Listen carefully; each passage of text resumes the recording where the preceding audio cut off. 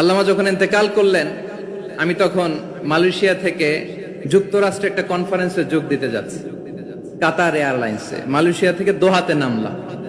দোহায় যখন আমার ট্রানজিট, তখন শুনতে পেলাম যে আল্লামা বিদায় নিয়েছেন। শরীরটা লিটারালি কাঁপছিল, নিজেকে মানাতে পারছিলাম না, বিশ্বাস করতে পারছিলাম না যে আসলে আল্লামা বিদায় নিয়েছেন।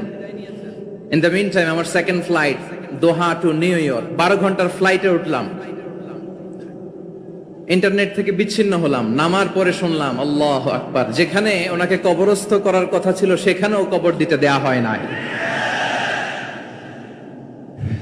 ছবিগুলো দেখতে লাগলাম, হাসি মাখা মুখ, হাসি মাখা নিথর দেহটা, মরণে হাসিবে তুমি কাঁদিবে ভুবন।